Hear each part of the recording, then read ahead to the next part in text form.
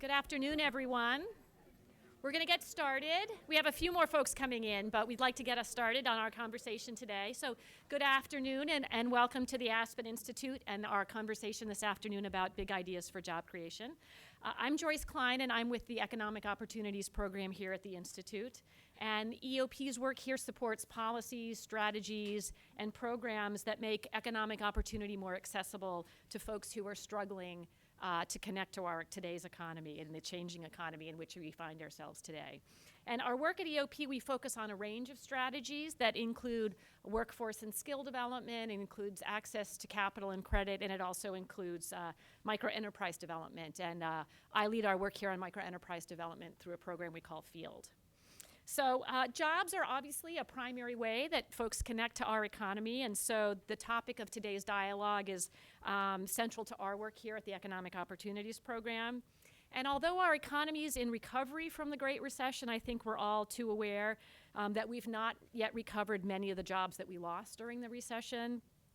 And in particular, many low-income communities and individuals are still, particularly those that were most hard hit by the recession, are still really struggling with high levels of unemployment. So our conversation today is going to focus on strategies to address the challenge of job creation specifically for low-income communities and low-income individuals. And our plan was to cover 3 strategies today, but you may have noticed we only have 3 people in the front, 2 panelists, and our moderator. Unfortunately, we just learned this morning that Ben Thornley, who's with Insight at Pacific Community Ventures, wasn't able to make it in from San Francisco last night. Something about not having a crew for the airplane. So we are instead just going to focus on 2 of those strategies, which are employment social enterprises and using local anchor institutions to support entrepreneurship. And there's lots to talk about in those 2 strategies alone. So it'll still be, I think, a very rich conversation. And as I think you'll hear, there are some similarities between these 2 strategies, but one of the areas of similarity is that they focus largely on harnessing existing spending flows to support the creation of jobs for targeted individuals and communities as opposed to requiring or focusing on new expenditures. So this is actually our second event on the topic of big ideas for job creation, and the events have been funded by the Annie E. Casey Foundation to share the results from a body of work and a project it funded. It's conceived of and funded shortly after the start of the recession. Our first event here focused on strategies for supporting microenterprise development, and you can actually view a video of that recording on the Aspen Institute website. And we are deeply grateful to the Annie E. Casey Foundation for its support of these 2 events, and also, even more importantly, for its contributions in supporting work that really focuses on economically vulnerable Americans in the areas of workforce, in the areas of asset building, community development, and microenterprise. And in a minute, I'm going to introduce Bob Giloff from the foundation, and he's going to provide the context for this event and share a little bit more with you about the Big Ideas series. But first, I have a couple of logistical things I just want to run through with you. First of all, there are copies of the papers, the Big Ideas papers that we'll be talking about today, as well as the paper that was written by Ben Thornley, which is the other paper we'd hope to talk about today. There are hard copies available outside today on our materials table. You can also access copies of these papers as well as the other papers in the Big Ideas series on the Big Ideas for Jobs website, which is www.bigideasforjobs.org. We are also, in addition to being live today, we're also live streaming the event, so we'd like to welcome folks who are joining us virtually. For those of you who are here with us today in person, if you could put your cell phones on silent, we'd appreciate that. Thank you. But for those of you who are here and those of you who are joining us virtually, please feel free to join in the conversation via Twitter, as well as listening to us today. And we have a hashtag for the event, which is Ideas for Jobs, and that's with the number 4, not the word 4. So Ideas for Jobs. And at the end of the conversation, we will be taking questions. So after Maureen, she'll open it up for questions at some point during the towards the end, probably around around 1 o'clock. And we'll just raise your hand, and we'll bring you a mic and ask you to introduce yourself and your organization. So that's it with the logistics. What I'd like to do now is introduce Bob Giloff, who's Vice President for Community and Economic Opportunity at the Annie E. Casey Foundation. And there he is responsible for planning and integrating their economic opportunity strategy with their place-based investments, including the foundation's workforce investment portfolio. And Prior to joining the foundation in 1993, Bob managed community development corporations in Baltimore and in Chicago, and he was Deputy Commissioner of Economic Development under Mayor Harold Washington. And Bob's written a number of books on nonprofit leadership, on workforce development, on economic development, including one he's currently co-authoring with Maureen, who's our moderator today and the director of our Economic Opportunities Program. So with that, thanks to Bob, and I'll welcome him.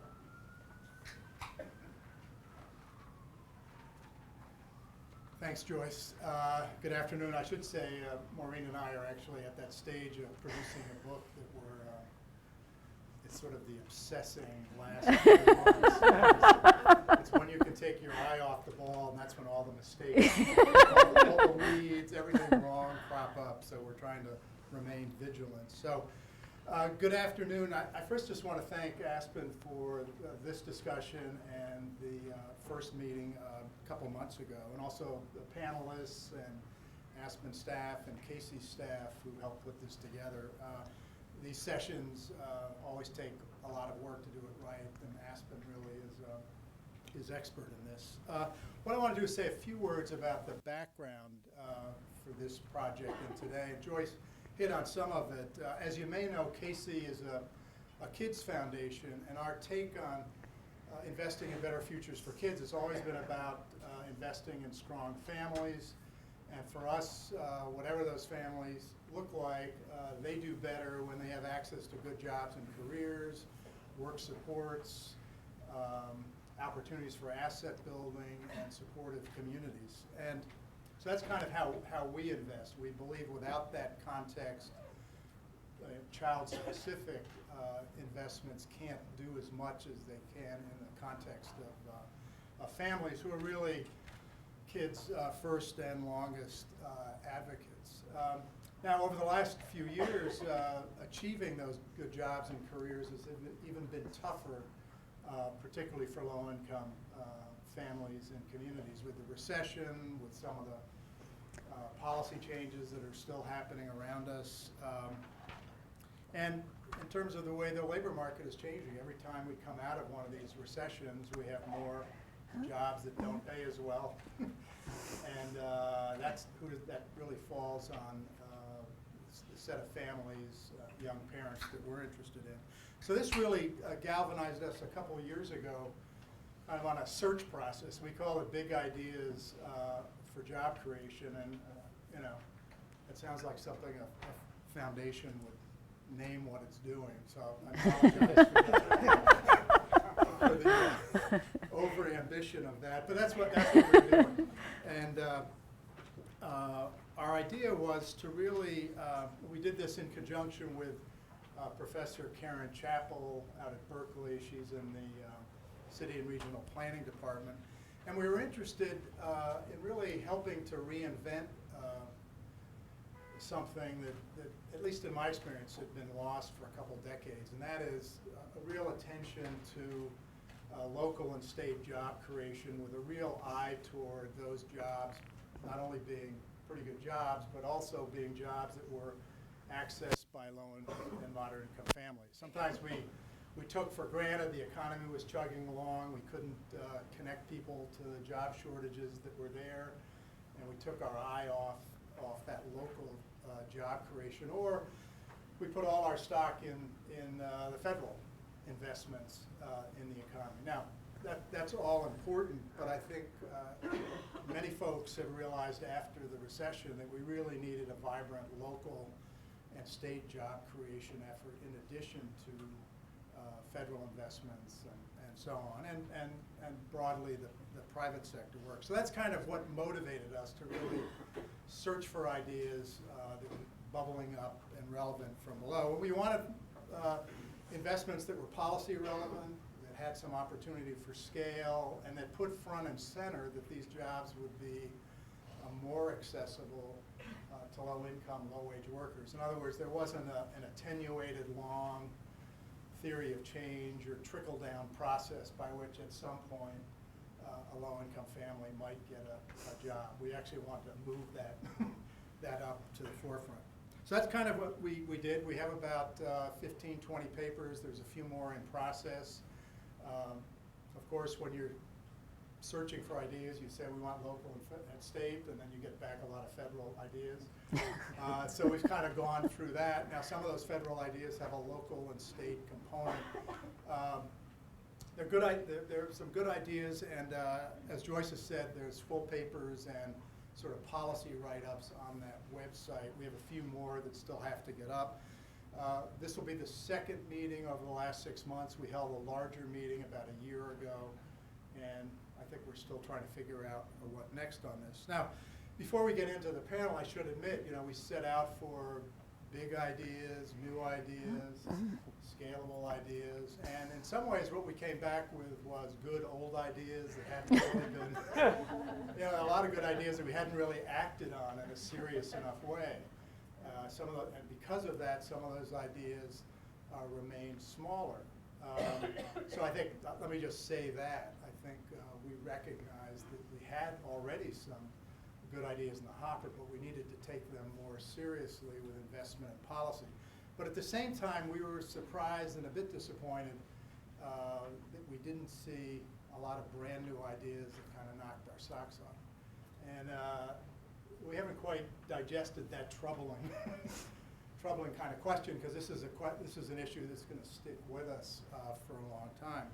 Now, I do think the panel today really opens up an area that many of us have not worked on as much, and that is really around enterprise development. And there's a whole set of papers on that topic. The last session was on microenterprise, but there's a good 2 or 3 other papers that touch on this as well. And it's just another whole way of working with the private sector, as the private sector, to create jobs at a local level. And it does a couple of things I just want to undercut for me. I mean, one is there's job creation for low-income folks. There's tapping new markets that are out there that it may be too expensive, or the transaction cost may be too high for private firms to take advantage of. So there's an advantage to socially driven enterprise to take advantage of those. There's often an asset building component, not simply in terms of the enterprise, but in terms of workers in the enterprise. And so that's another kind of place-based contribution of the work. There's a capital side to these stories. How do we tap new sources of capital for this kind of enterprise development, which is important. But the last idea, and this is one I've gotten as I visited a lot of social enterprises, there's a story about independence. And not just independence of the enterprise, but in some degree of independence from a chaotic set of public policies that often make it very difficult for enterprises to operate and to really push a more effective model. And if we could create nonprofit enterprises on the ground that generated some of their own revenue, it provides a level of if not freedom, at least flexibility to push a model that works for their workers, their communities, and so on. So that's a topic I hope we come up to as well. Now, the big question, and this has been one that the panel I think will hit head on, is okay, we have lots of great small examples, some big ones. How do we scale this? What would it take to, and not to talk about scale as the Achilles heel that we always kind of get stuck on, but we want to make a larger impact. What would we have to put in place to take some of these great examples and move them up in terms of impact? So with that, that's why we're doing it.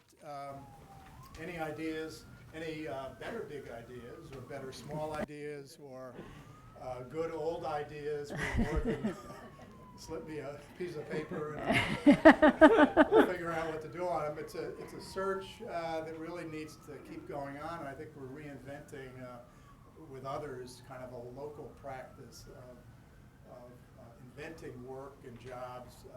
It needs to be complemented by other levels of investment, but I think there's a role for this going forward. With that, I'm happy to introduce Maureen Conway on the far left, who is a great colleague.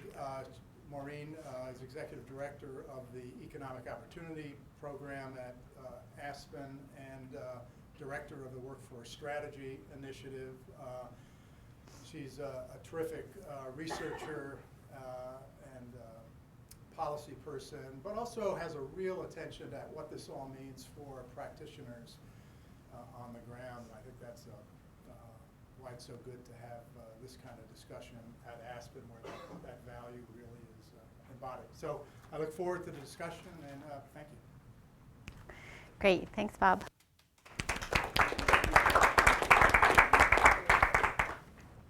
So, I am Lauren Conway, the Executive Director of the Economic Opportunities Program. I want to thank Bob again because he has been such a great friend to the Economic Opportunities Program over a number of years, and has been of course, our funder, but also really an important thought partner for us as we try to think about how to move this work forward, and has been a thought partner for a variety of strands of our work, the asset building work, the workforce work, and the microenterprise work and entrepreneurship work. So we really appreciate all of the support Bob has offered us over the years. And I want to thank Joyce for asking me to moderate today's panel, because that's a very interesting and exciting topic. So I'm going to get into it fairly quickly. I had a few points to cover as by way of introduction, although I think Bob really pretty much covered it. So I think what I want to do is just quickly introduce our panelists. So to my right here is Stephen Dubb, who is Research Director of the Democracy Collaborative. And next we have Carla Javits, President and CEO of the Roberts Enterprise Fund. Do you call it REDF? REDF. REDF, okay, I will say that. And you have their bios in your materials, and I encourage you to look at them. They're both really terrific and have deep expertise. And for the purposes of today's conversation, I think it's important to note that they both have sort of strong kind of that on-the-ground practice experience and perspective that they're bringing to this conversation, as well as are particularly thoughtful about sort of these questions of scale and strategic framework and policy, and how do we think about translating these strategies to have that broader impact that we're looking for. So I think they both, from their different work, both bring both of those perspectives, and so they're really terrific folks to have with us to talk about these strategies, to talk about sort of the anchor institution strategies and the social enterprise strategies. So what I want to do is kind of go through sort of some questions with them, but like I said, and Joyce said, we'd like to leave some time at the end to bring your questions in, and for our live streaming audience, if they want to tweet some questions, that's great too, but we'd really like to bring you into the conversation to make sure we have time for that. Okay, so I'm going to just jump right in and start with you, Carla. So you work with REDF on supporting these social enterprise strategies, so maybe you can just sort of give us a little overview of what they are, and maybe give a specific example of one of the organizations that's Sure, doing thank this. you, and thanks so much to Aspen for hosting this, and Annie Casey for supporting it. I think it's a really important conversation. So social enterprises carry out a social mission through an entrepreneurial, market-oriented, revenue-generating approach through that kind of business model. And in the case of employment social enterprise, the social mission that these businesses are carrying out is to bring into the workforce and help to skill up people who otherwise are very unlikely to be able to get a job or keep a job. And they do that in a supportive operational environment, and either deliver directly or connect these individuals to the kinds of supports that they may need around health, housing, education, other things, so that they can, in fact, stay in the workforce and advance to the extent they possibly can. We're talking about people who have had real challenges, people who employers may look at and not be able to discern whether they're really employable or not, or in some cases actually just exclude sort of naturally from their workforce, just don't even look at candidates that might come from these populations. And yet we know that if you have a job, it's much easier to get another job. So if you're completely excluded from the economy, it becomes very difficult to get in. And we're talking about people who have had some hard knocks, who have grown up maybe in tough neighborhoods, maybe have gotten involved with incarceration or homelessness, people who might have disabilities, including mental health or addiction issues, and really have struggled to get into the workforce.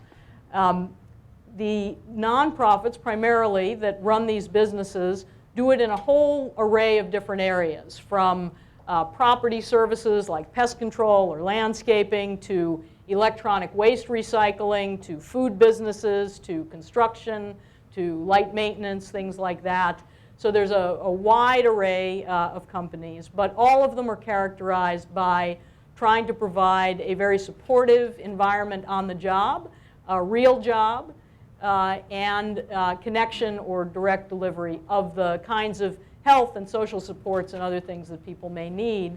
And of course, the people that they're employing may not have been employed for a while, may not have a good sense of how to work in a work environment, may have interpersonal skill issues or barriers that they need to work on, and may suffer from health or economic or other crises that make it tough to show up for work or really do well on the job. So the idea of these businesses is to provide them with the right kind of environment and support so that they can thrive and, to the extent possible, move on and advance.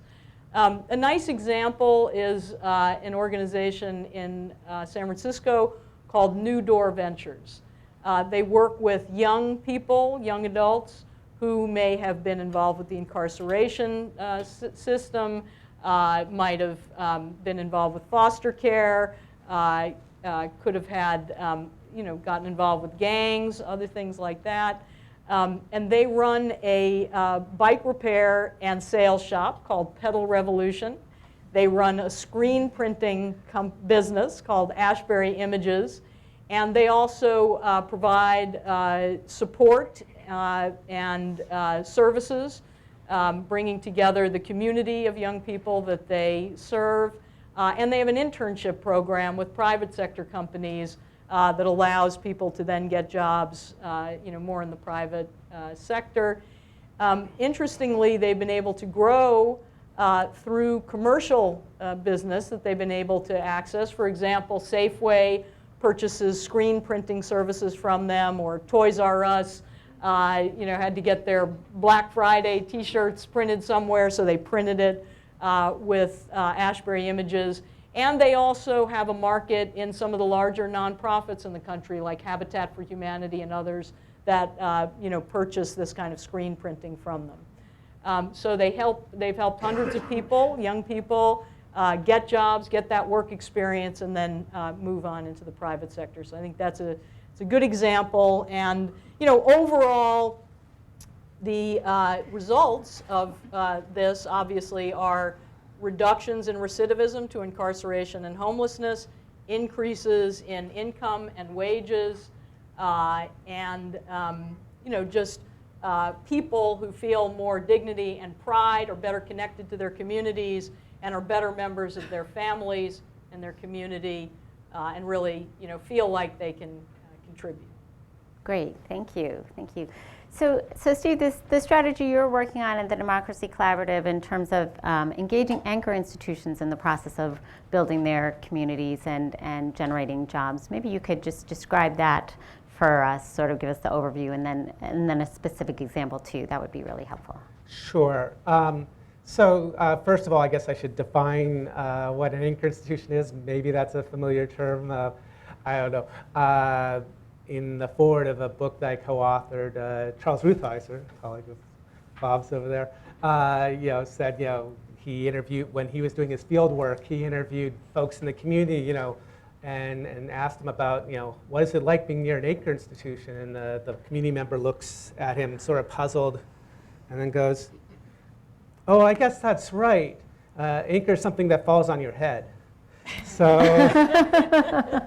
there is, there's been a history of often we think of anchors as eds and meds, hospitals and universities. It's a term that got popularized by folks like Michael Porter at Harvard and Ira Harkavy at University of Pennsylvania.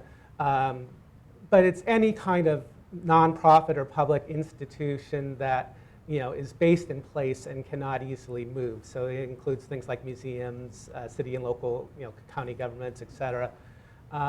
And it's a fairly large percentage of our economy. Hospitals and universities alone are over $1 trillion, which is not chump change. We're talking about probably hospitals are about 5% of GDP, universities about 3% of GDP. If you add local government to that, you get even higher percentage. And the idea behind anchor institution strategies is that these are institutions that have a public purpose, whether they're private, nonprofit, or directly publicly owned. And can we think about their role in economic development as supporting local economic development? And there's a lot of different tools that they have. Hiring, investment, universities, at least some of the large privates, for instance, Harvard, your Yales, et cetera, have large endowments. They also purchase a lot of goods and services in hundreds of billions, if not trillions of dollars nationally. So that's the concept of what we're trying to do is take that procurement stream and find ways to add value. Not that they would, not that the institution let's take purchasing, for example, because that's a lot of the work the Democracy Collaborative works on directly. It's not about paying necessarily more for the products and services, but thinking about their economic development differently, building the vendor relationships with local businesses. So to give an example, we've been working the longest in terms of our site work in Cleveland, Ohio. We started in 2006, and there's really two different tracks to that. One is simply trying to build up the local procurement with existing businesses. So University Hospitals, which is does about $800 million a year in procurement. It's about $3 billion in local procurement done by university hospitals. Case Western Reserve University and Cleveland Clinic alone. And this is in the city of Cleveland that's gone from 900,000 people in 1950, or I think 915,000, to about 390,000 today. So there's been major dislocation. You don't hear about Cleveland quite as much as Detroit. Fortunately, Cleveland's not facing bankruptcy. But it's nonetheless suffering economically with very high unemployment around these institutions. So the neighborhoods around the institutions, area that the Cleveland Foundation has taken to calling the Greater University Circle, has over 45,000 people. Obviously, these are not the people being employed by the local institutions. Unemployment in excess of 20%, poverty in excess of 20%, and a median household income of $18,500, which works out to less than $10,000 per capita. So university hospitals, they took their $800 million procurement stream, and they had a 5-year construction plan. They called it Vision 2010. It started back in 2005.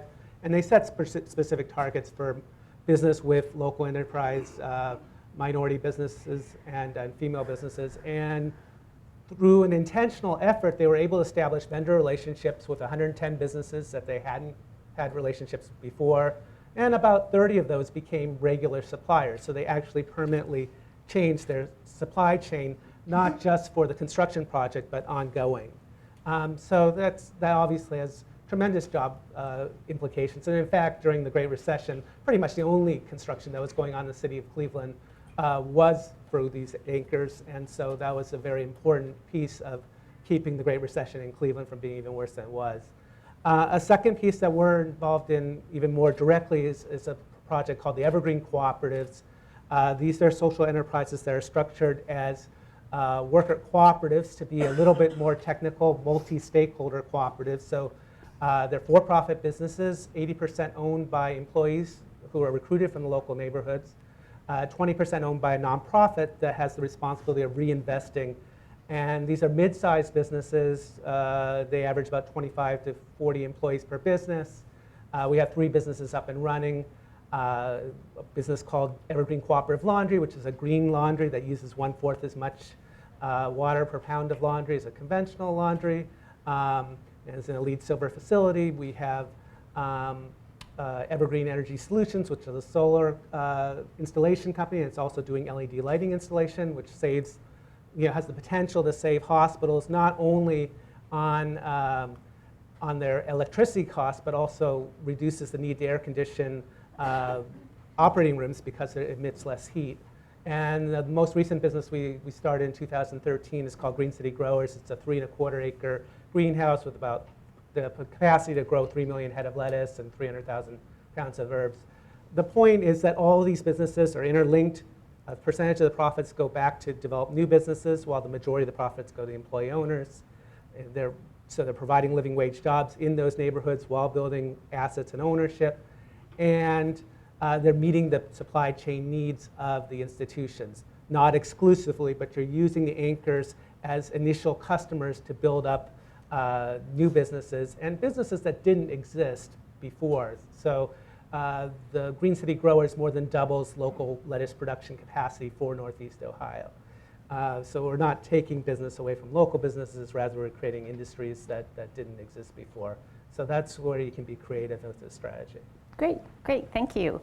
So good. So so that's the overview. So let's talk about the big part of these big ideas. So the desire to sort of grow them to scale. And Carla, you were talking about sort of the social enterprise approach, and that is, there are social enterprises and there's some social enterprise networks. There's sort of a little bit of a research based on social enterprise, and I'm just curious, sort of, where do you see this going? How big could it become? Sort of, what's your vision for the big part of this? Great. Yes. What we've learned, I think, over 16 years at REDF of doing this work is that a lot of people who most of us look at as people who, or many people look at as people who can't work, really are just going to be part of sort of chronic unemployment forever. In fact, can work and want to work and can be among the most productive and loyal employees for companies that we have, but because they may have had struggled with some things over time, they can't get a foothold in the economy. And we also know definitively that social enterprise can, in fact, successfully employ these individuals and prepare them for, many of them, for work in the mainstream. So we know there's a missing puzzle piece at the community level, in the business community, in every part of the country, that if it was there, and if it was there in a more robust way, could serve as that step into the workforce for many people who are otherwise left out. And as you said, we know that some of this already exists. It's been done here and there. Not a very coherent industry, and there aren't clear kind of standards and clear expectations, but it exists. We think roughly 200,000 people are currently employed by social enterprises around the United States. And we know that millions of people need these jobs as an entry point into the workforce. So we're not where we need to be. Our vision is that at a minimum, we create enough businesses that 500,000 people are employed by social enterprises around the United States, and that hundreds of thousands are moving every year into private sector employment and advancing to the extent that they possibly can. And that these social enterprises are embedded into the supply chain of the commercial business community all over the country, government, so purchasers and procurement is driving toward these companies, that they're seen as a great source of trained, prepared employees, primarily for frontline positions, but for a variety of positions in the private sector, that they're a reliable source, that we have a good evidence base that demonstrates that they can achieve results and that they can prepare people well for work in companies that offer good jobs and the potential to advance for their frontline employees, and that these businesses are really seen as an integral part by mayors and by local governments of the workforce and economic development systems in every community. And they really are interesting because they sit at that intersection of workforce development and economic development, where you're creating small business and you're creating, services and goods the community needs, and at the same time you're training up people who need a job. And I think I would just kind of close my answer to that by saying, our country believes in work. We're all about people pulling themselves up by their bootstraps. We respect people who are working. We respect ourselves when we're working. And I think social enterprise is really about helping to make good on that promise. We believe in that, but as we know, if we were honest with ourselves, many of the companies that we work for would not give that first chance employment to a lot of the people who live in our community. So we're really talking about creating a business tier that in fact would give that offer of an opportunity to work to people otherwise excluded and get them ready to enter the mainstream economy and to thrive to the maximum extent possible. Great, thank you. So that was terrific. I got that you want to get to 500,000 people employed in social enterprises, with hundreds of thousands of them transitioning out, and that these are integrated into company supply chains and communities sort of approaches to economic and community development. Yes. So excellent. So you know what happens next. So now I have to ask you, sort of, what is your what is your vision of big for your strategy? How would you think of it as big? What would that look like?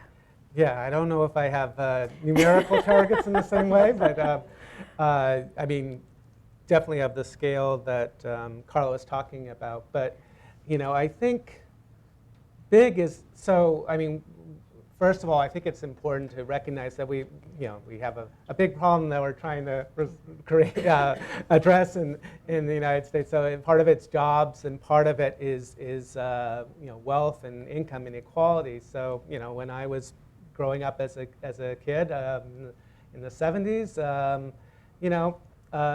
top 1% of Americans had about 8% of income. And today it's closer to, depending on how you measure it, 17 to 20%. So it's more than doubled. So, per capita GDP is doing just fine.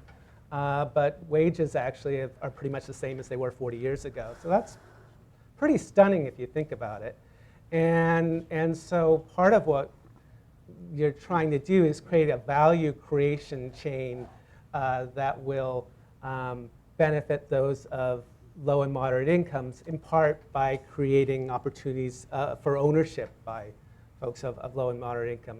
If the returns to labor are at a record low and returns to capital are a record high, there's only two ways to address that. Either you somehow get those returns to labor up, and certainly I think many in this audience would want to see that. But the other way, is to go with, to change to who owns those businesses. And anchor institutions have I gave the example of the anchor hitting on your head.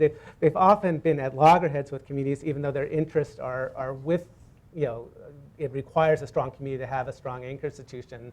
The CEO of Cleveland Clinic, points out, Cleveland's in our name. If the city of Cleveland's not doing well, that hurts us in terms of recruiting doctors or getting patients from outside the area to fly in for elective surgery and those kind of things that are important to the business model. But you need a conscious strategy to shift that. And the reality is that the strategy to date has been to go for the lowest cost almost no matter what. So if you looked at the Cleveland Clinic, for that matter, in the 1950s, most of their procurement would have been local by, naturally. What shifted was a shift to group purchasing organizations, and so more and more of the spending actually goes away from the neighborhoods.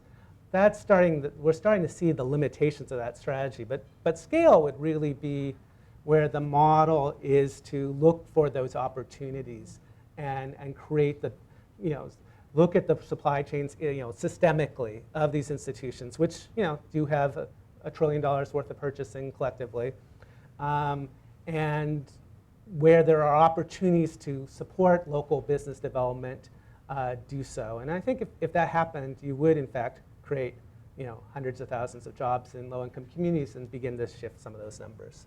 Okay, great. All right, so you didn't have a number, that's okay, but you had some good sort of system, approach in terms of thinking about spreading ownership as well as sort of a nice lead into our kind of next set of questions around how are we thinking about the process for getting there, and in particular some of the investment strategies and redirecting to some degree where the money's flowing, right? So how are we thinking about how people are spending and how people are investing, and how that can be part of the process. So Carla, maybe you can start off and comment on that a little bit about sort of how that can start getting us along the path. And we've certainly been very inspired by the work of the Democracy Collaborative. So right now, there's a program that started in the 1970s that streamlined government procurement to social enterprises that employ people with severe disabilities. That program, began with just a few, not very much, few $1,000s of procurement, and those companies employed a few hundred people. Today, that network, and the program's called Ability One, and there's an intermediary that facilitates the network called Source America. Is flowing $2 billion of purchasing from the federal government to 500 or 600 social enterprises around the country that employ about 125,000 people with disabilities. So streamlining procurement at the federal level, which is essentially all this was, it was a streamlining process, created fairly substantial network of social enterprise. We believe that the private sector, clearly commercial procurement is much larger than government procurement. And then there are entities in the middle, the eds and meds, that are moving public money, that are motivated, perhaps more motivated, to move procurement in the direction of social benefit. But in order to do that, there needs to be some streamlining. You have to make it efficient and easy for them. So we need that kind of back to this idea that we need to better define and maybe certify the social enterprises that actually are employing people in the community and are capable of being suppliers to commercial entities. We're doing some interesting work. The chairman of REDF is also the chairman of a big private equity firm called KKR. And we've been doing some interesting work with that team, looking at their portfolio of companies to see where the connections might be in their supply chain needs and the capabilities of social enterprises all over the country that serve, that employ a variety of different people. And we're starting to find some connections there. So we think that's pretty promising. The main question I always get when I raise this notion is what's the incentive for private companies to buy from social enterprise? Why would they do this? And I think there's a couple of things. First of all, they're always looking for price and quality, clearly, but companies are also looking for service. And because there are some different dynamics with these social mission, social purpose businesses, they're often able to provide a more customized level of services to businesses than they might otherwise be able to get from your average small business. And so they might sometimes have a little bit of an advantage in the market because they can go that extra mile or do that extra thing that a business wants. So there's some of that. Can you give an example of that? It might even just be something like a laundry service that wants their sheets folded in a certain way. And that takes extra work. That takes extra labor. Well, a private sector firm that's not socially motivated, they're trying to cut their costs as much as possible. So a company like this, they're trying to employ as many people as possible so they can go that extra mile and have people who do that extra folding in the particular way that that company wants. That's a real example, and that really happens. There's also the issue that we all know, which is that companies live and work, and I think Bob was talking about, in a local environment. And they need to be responsive to those local communities, and frankly, they more and more need to be responsive to other employees that they have that want to see them doing good in their local communities and want to see those people in those communities doing well, and they want thriving communities around them where they live and work. And we see this problem particularly rising up right now in San Francisco, where there's been lots and lots of press about We're having a big technology boom, which is great, and we have buses taking people to Google and Facebook, and we have a lot of people employed. But unfortunately, the benefits of those jobs are not trickling down to everybody in the local community. And social enterprise offers a nice way for these kinds of companies to outsource some of the work that they already have to do to local companies that will, in fact, employ people locally, skill them up, and then they can take a look at those skilled up employees and bring them in to their own companies, if they're prepared for those jobs. So we think, procurement has some benefits there. And, I think some of the models that the Democracy Collaborative, is modeling, which is, finding businesses that are really motivated to operate around procurement is really important. There are other incentives that could be provided. There could be tax incentives. There could be perhaps low-cost capital, growth capital, that flows to companies that are willing to incorporate social enterprise into their supply chains, perhaps tax benefits. And then lastly, I would just mention the Small Business Administration defines kind of our supplier diversity initiatives in the United States as businesses that are owned by women and minorities. And that's been a very positive development that's driven procurement into companies that are owned by minorities and women. Unfortunately, most social enterprises are excluded from that because they're generally nonprofit-run businesses. So beginning to expand that small business definition could definitely be another motivator for many large companies that want to meet those diversity objectives and feel very proud that they are, to drive procurement into employment-focused social enterprises. Great. So you actually sort of started on this topic a little bit in your previous response, but do you want to maybe give us a few more details? Because I know this is an area that you've thought a lot about in terms of thinking about how do we sort of expand this investment pipeline. So do you want to comment on this as well? Sure. Well, there's a lot of different ways to, there's a lot of different, I don't know if you want me to talk about tactics or policy. Yeah. Okay, but there's a lot of different tactics that can be used to assist with procurement. And a lot of procurement is based on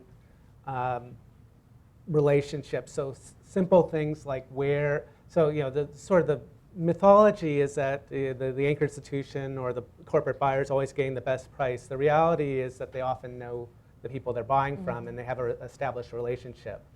So there's a good old boys network, if you will. And so there are a lot of ways to break that down. What the university hospitals did in their procurement process, they actually hired a third party called Minority Business Solutions to monitor their procurement. There's other tactics that can be used, in that they use things like reverse trade shows, where instead of making vendors come to you, you go to the vendors. So you can also you have mentoring programs where you, for example, create an ability for a group of firms to come in together in order to get bonding so that they can qualify for contracts. So there's a lot of ways that if you want to be creative with procurement, you can be, and it doesn't necessarily cost more. The other thing, and this is particularly relevant for local governments, and I always give local governments are purchasers, but they're also revenue collectors. It's known as this dirty word called taxes, right? Mm-hmm.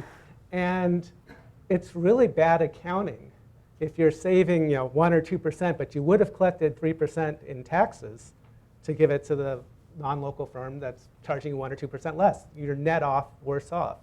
And so University of Pennsylvania, which is obviously not directly a local entity, but they've actually come up with a concept of total cost purchasing. So they're trying to look into those costs. And I think this is relevant to social enterprise more broadly, in the sense that, how much is the government spending on, I don't know, food stamps and other social supports that might, or unemployment insurance or what have you, that they aren't spending if you're creating these social enterprises. So I think we need to be thinking about cost a little bit differently. And that doesn't mean anything goes. You have to make an estimate, a good faith estimate of what those savings are, and not just make up the numbers. But clearly, it's not correct to say, oh, well, that price tag, that tells you everything you need to know.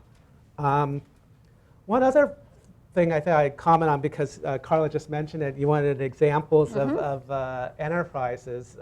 So, Evergreen Energy Solutions that started in Cleveland, why did that company start?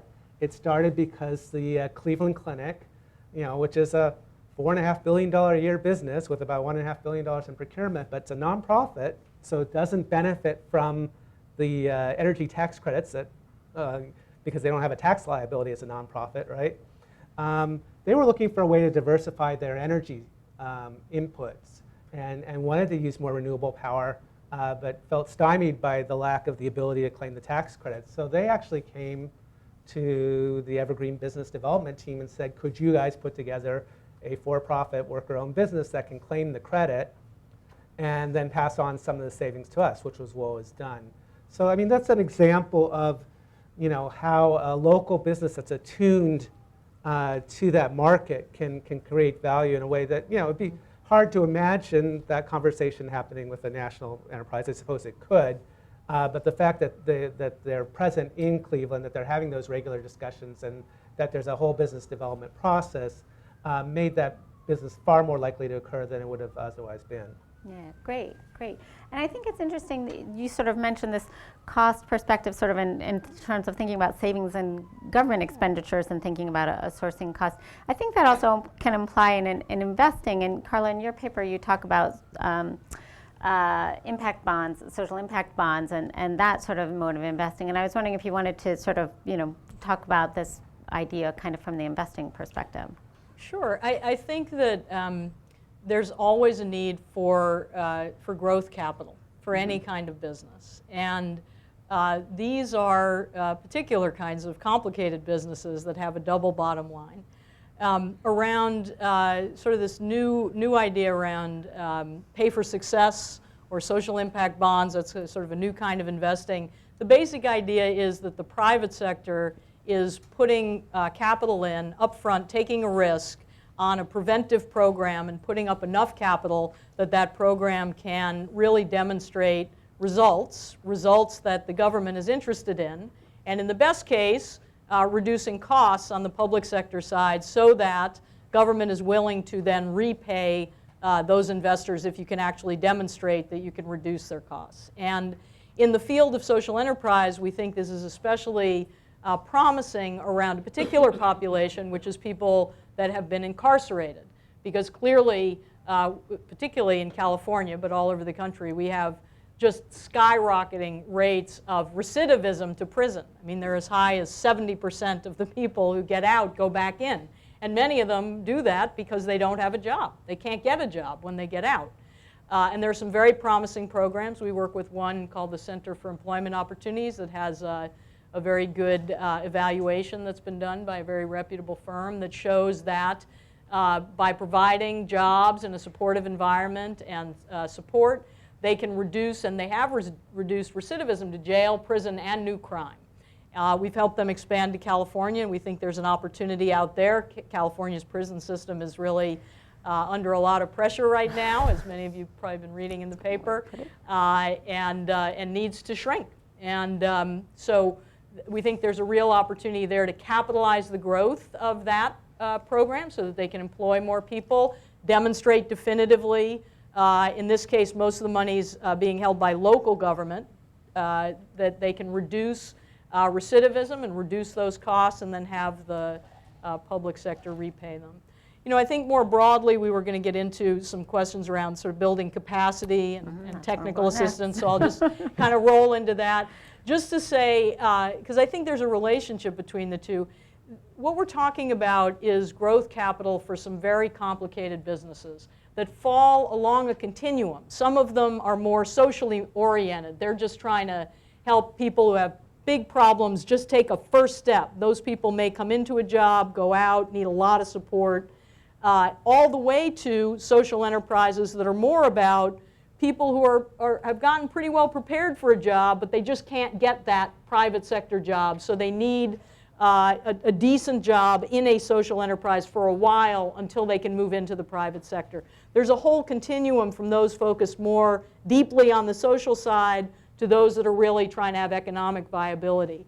And I think there's really a need for funds, if you will, capital growth funds that are managed by syndicators that really understand this field and this type of business, that can apply that kind of thinking and assessment to providing growth capital for those companies that are capable of scaling up, or in those industries where there is potential to scale up.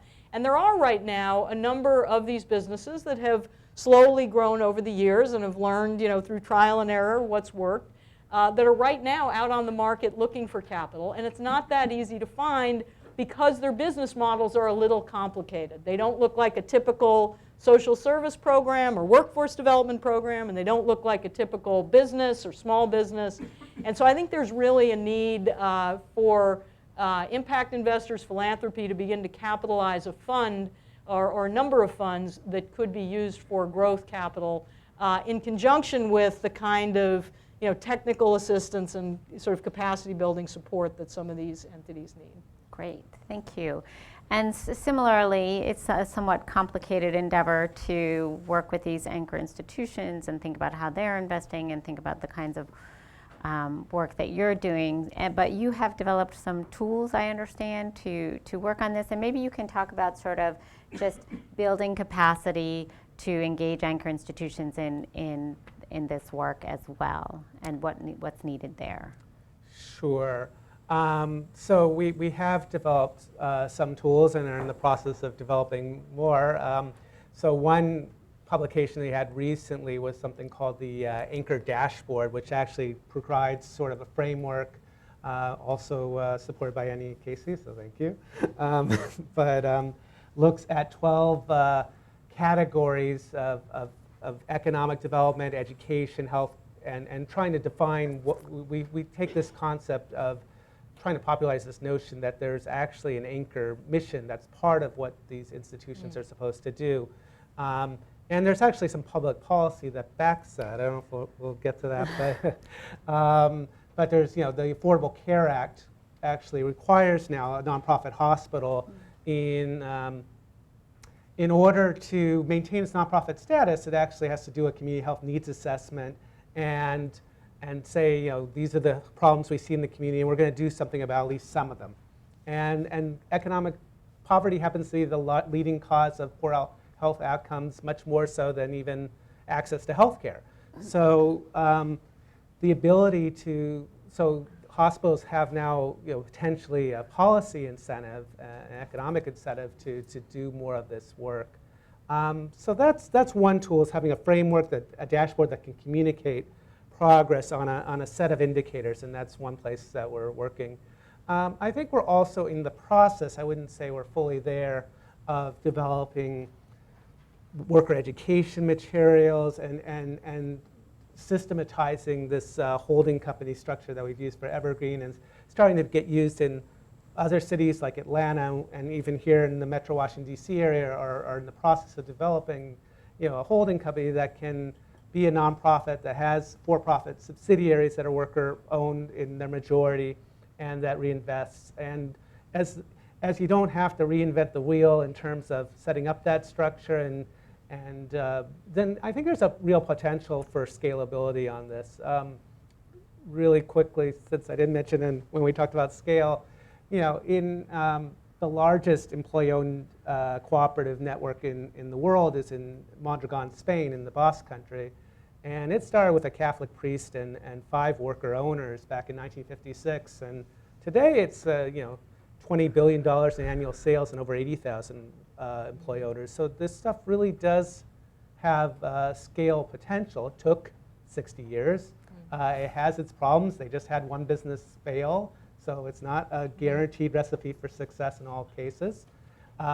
Nonetheless, very impressive, and the lowest unemployment rate in all of Spain, which of course has a tremendously high unemployment rate. Still a lot different having 12% unemployment than 25% unemployment. And part of that is this strategy that's been used there. So I do think there are some tools that are being developed, and there's still a lot of work that needs to be done, to be quite frank about it. Great. So I want to get to your questions in just a minute, but I want to ask One more question, just sort of a forward-looking question.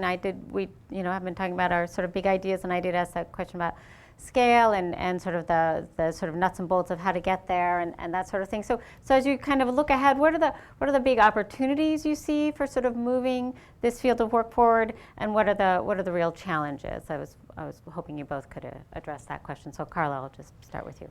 Yeah, I mean, I think, the opportunity is that there's obviously an increasing discussion in the United States now about inequality and the lack of opportunity for some people.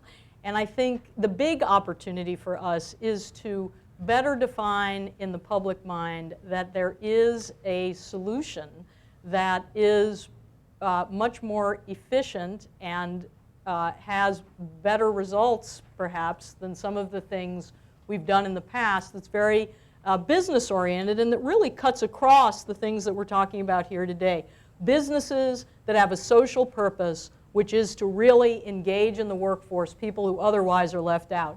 And I was really reminded of this weekend where I was watching the morning shows on Sunday, and there was an interesting piece. George W. Bush was on talking about some efforts that his foundation is doing around trying to figure out how to better integrate veterans that are coming home from Afghanistan and Iraq. And a gentleman was there who's from a business, it's called Rubicon Ventures, I believe, that employs, I think he's a Marine himself, employs veterans in doing post-disaster relief and also rebuilding all over the world. And his point was that for some veterans obviously come back, get a job. For some veterans, though, essentially, they need a supportive work environment that understands what they've been through and provides kind of an environment where they can thrive. And that's not any different from what we're essentially talking about. We need a tier of business in the United States that's about employment, that focuses on employment, and that is attuned to the needs of a variety of different populations who just otherwise aren't breaking into the workforce, and also to demonstrate to the private sector that then we can prepare people well within these enterprises that then become productive and loyal employees for them. And I think we have an opportunity also to try to focus on connecting these businesses to companies that really are interested in how to provide the right kind of support, pay, and advancement opportunities to their frontline workforce. So if we can connect the dots on that, I think we begin to have kind of a virtuous circle. And frankly, in my work, I see that the business community is really quite interested in doing this, and that they want to see there are carrots that you can provide, and they're really in the form of efficiency and making it easy for them to access these kinds of solutions that motivate them and that they're deeply interested in. I think it's some of the eds and meds, which is what the Democracy Collaborative has been working on, but I think really across the commercial sector there's an interest in this if we can find a way to really provide those opportunities for them that can work for them as a business, both in procurement and in sourcing talent. Great, thanks. Steve? Sure. So I think there are a lot of opportunities, and certainly social enterprise is part of that.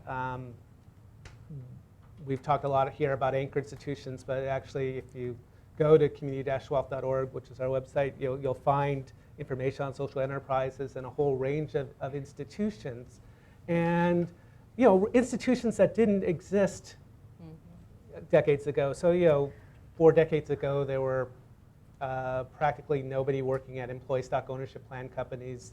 Today, there's 10 million people, and much of our manufacturing sector that remains is quote-unquote ESOP, or employee-owned in large measure, as well as retail and other areas where you find the largest ESOP is actually Public Supermarket in the Southeast with over 100,000 employees, right? So that's happening. The CDFI sector, and Ben couldn't be here, but that's growing. That was basically non-existent 20 years ago, and today it has about $60 billion in assets. So we're starting to build and infrastructure, and there's an opportunity, I think, to link up more effectively. So that's one thing.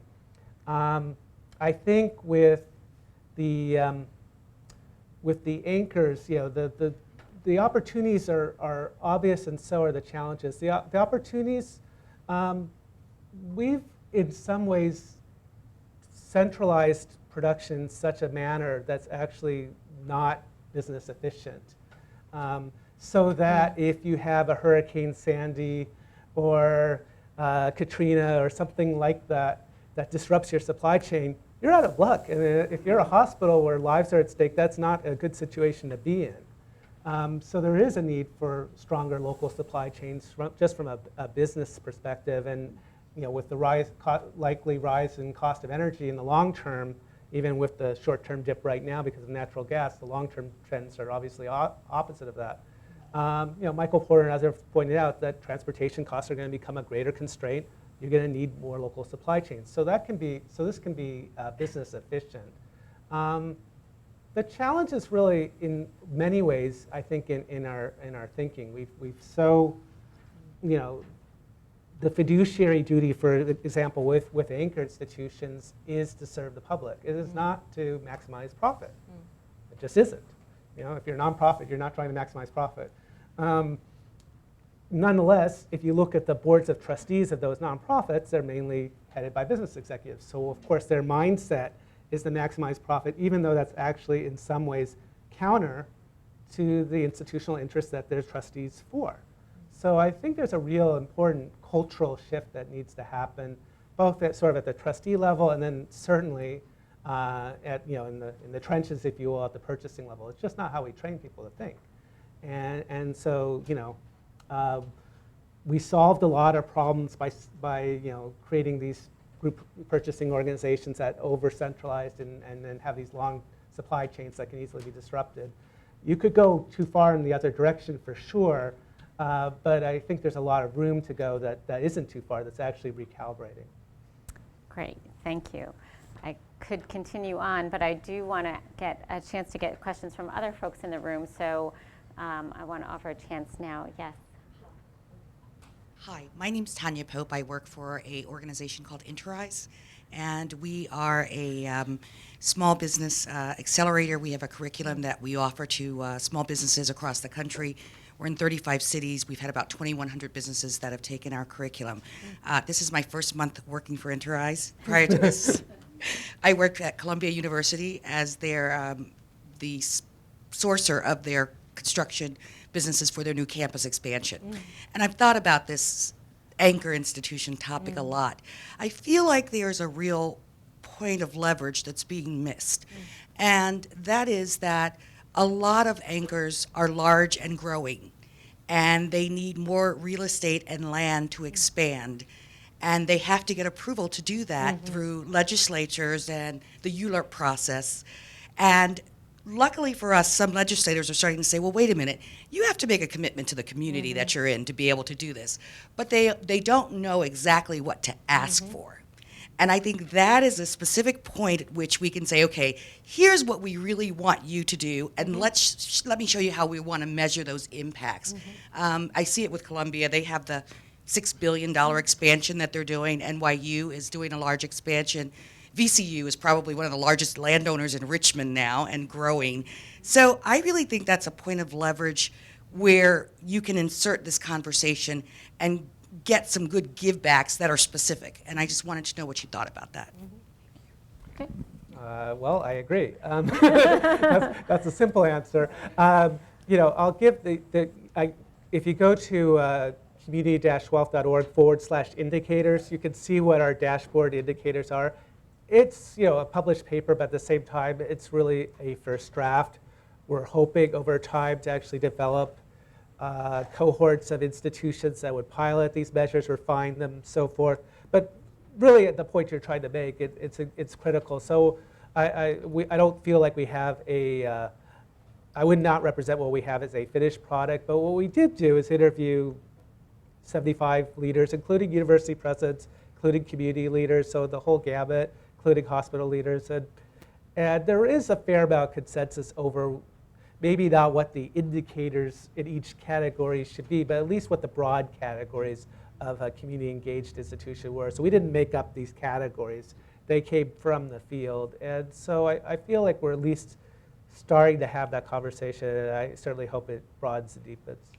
You know, one thing I would mention is I think the history here is that either when those agreements happen, money is driven to some small businesses in the community that may or may not be hiring from the local community or the most disadvantaged people, or just kind of the mainstream contractors are asked to put on the job some people from the community who may not have otherwise had an opportunity. But often that solution doesn't lead to those individuals from the community really keeping a job and really getting the kind of supportive environment they need to thrive and to continue on. And so I agree with you. I think there's a real opportunity to bring into those conversations this kind of missing puzzle piece of the kinds of businesses, the cooperative businesses or social enterprises that really are about hiring and supporting people from the local community. And I think that is a missing piece that we could do a lot more of. Thank you. Mark?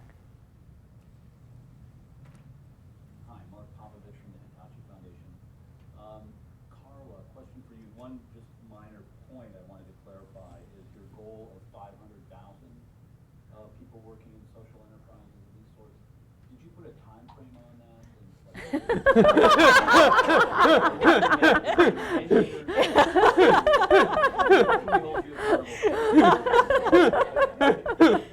By January of 2015, Not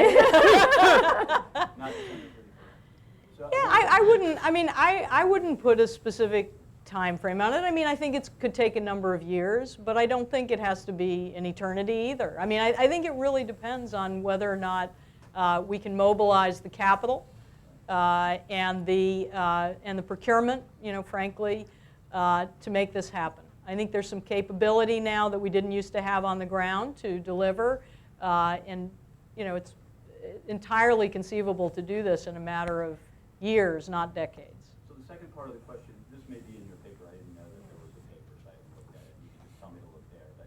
And I'm reluctant to ask a question that Maureen didn't ask. I had more, so. I'll try to read her paper. Costs. Assuming for a moment that the revenues of the social enterprise are less for the job that's created or services that are provided is less than the total cost of operating that slot, what is the cost per job slot for like a New Door Ventures? What does it cost to have a job in a social enterprise there? And if we do or don't know that number, is that an impediment or not to scaling these ideas? Yeah, no, I think it's a great question, and we're doing both an evaluation of results, working with Mathematica now for our portfolio, and we're also doing a cost-benefit analysis. So we're looking a little more deeply into the cost dynamics with these businesses. I do not have a simple answer to your question today. There's not one number I can give you. In the paper, what we talked about, and I think this is fair, it's not perfect, but is that if you have $2 billion of federal procurement coming into companies that now employ 125,000 people, if we had $10 billion worth of procurement, we could increase that number to roughly 500,000. I mean, that's a bit of a back of the envelope, but it's the biggest, the most sizable arena that we're working in right now really is that Source America arena. But I think it's a legitimate question, and I think we can do better on the cost-benefit analysis. We've done some work on social return on investment. It's not, what you're asking is not a very simple question, and it sort of speaks, but not that it's not an important question, but I think it sort of speaks to the some of the points that you made earlier. What do we count in a sense as costs? There are certain externalities that the society is bearing right now in the form of tax payments foregone, talent of people completely foregone, family life that's not being contributed to by parents who are able and working, all those sort of intangibles that we have a tough time measuring, not to mention recidivism to incarceration, receipt of entitlements, et cetera, versus the cost perhaps of capitalizing some of these businesses and some of the subsidies that might be needed to get them going. So I think in the final analysis, we're talking about businesses that generate revenue to do what otherwise is either not done by the society with huge negative cost consequences, or is fully subsidized 100% by either government or philanthropy in the form of wage subsidies or workforce training. So arguably, this is a better solution than any of that. And I think as we develop and as we really aim for scale, we'll have tighter and tighter answers to the question you're asking, which is an important one. Great. Patrice? Yeah, I wanted to just pick up on a point. Hi, Patrice Cromwell, Annie Casey Foundation. Just wanted to pick up on a point that Steve made around, how to scale some of what you're doing around cooperatives. One of the biggest hurdles is really the administrative and legal burdens to set up a cooperative, a set of partnerships, an anchor institution relationship. As you're thinking about entities in different regions to help and consolidate building a network of cooperatives, have you also developed a set of kind of boilerplate legal documents? Because that in itself is also a huge economic burden for a small enterprise that wants to build a cooperative. What have you done on that front, and do you see opportunities there to leverage the learning so far to make it easier for the next round of social enterprises? Right. The short answer is we are working on that, but it's still in process. So if you looked at the Evergreen Cooperatives, which was the first project that we did in Cleveland, the first businesses opened in 2009, but the Evergreen Cooperative Corporation got its 501c3, I'm going to say at the end of 2012. So that's fairly recent. And in the interim, the way that worked is it was incubated directly out of the Cleveland Foundation. So that, just in case you're wondering the details. But so we're still in the process of sort of figuring these things out. We've spent the last year working with folks from Praxis Consulting and Hilary Abell, who used to be the executive director of a network of greenhouse cleaning co-ops in Carla's neck of the woods. Now working as a consultant, sort of doing our education and training. So we hope to have an education and training manual next year. We need to certainly convert the existing legal documents into sort of boilerplate documents that aren't, violating confidentiality and those kind of things. So, so I agree that's important. In the meantime, we've certainly informally consult and share documents and so forth. But it's certainly a goal of ours to, in the next year to 2 years, start to make these kind of boilerplate documents more readily available, because I do agree that's a big priority. Great. There's a question here.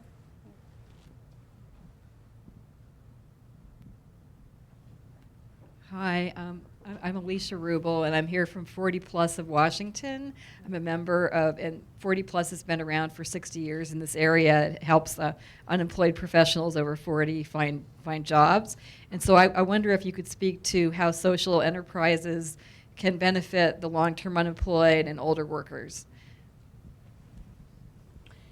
Yeah, I mean, I've actually been thinking a lot about that. I mean, it hasn't been specifically, the target of our work has, been the populations that I mentioned earlier.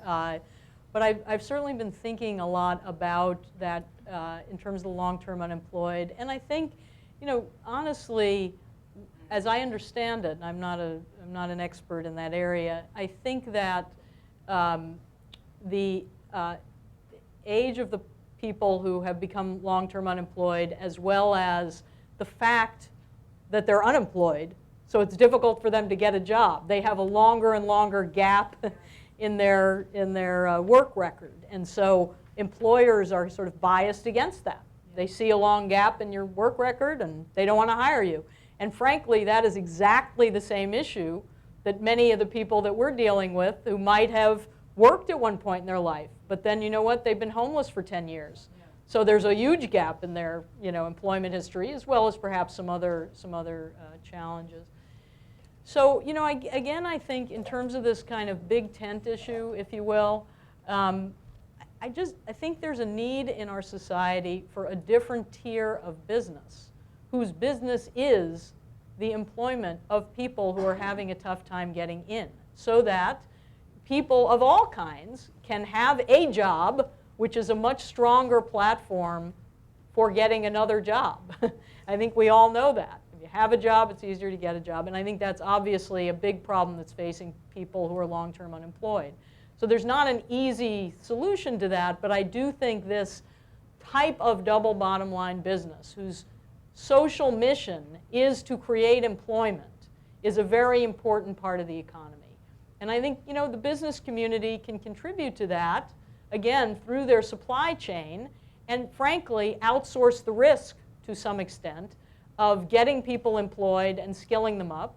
And in fact, some of these social enterprises operate as essentially what they call alternative staffing services, whose full intention is to essentially employ people in some, their business, and then work with private companies to place those individuals. So, I think if we can do a better job at making sure that employers can rely on this tier of business for well-trained employees and really begin to educate them about this and grow that business sector, we could contribute to the answer to that problem too. Great. Okay, just one last question and then we'll have to close it out. So.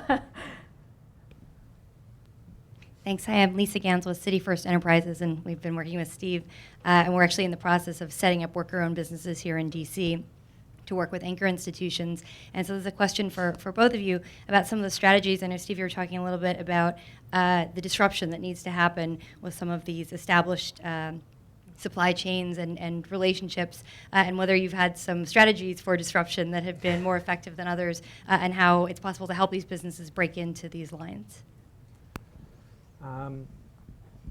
Sure. 30 seconds. 30 seconds. Pressure is on. No, I mean, I think it's starting to. A lot of the things that we've done in terms of both the research work and the work on the ground has started to have an impact. Very briefly, since I have 30 seconds, the Cleveland Clinic and University Hospitals have asked us and Healthcare Without Harm to look at group purchasing organizations, how those can actually be used to support local procurement. So, I think we're starting to see some real progress in that area.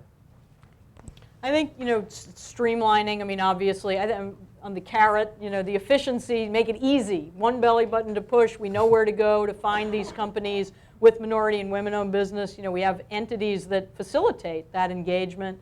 And of course, much more education and knowledge in the business community about those companies. And social enterprise, cooperatives, been a very hidden part of the business community. And I think an event like this and in other places, we really need to begin to talk about it as one coherent piece, not just individual organizations, and educate the business community. And I think, frankly, the people who work for many companies are eager and anxious for them to do more and can put that kind of pressure on them if there's a simple, straightforward way for them to participate.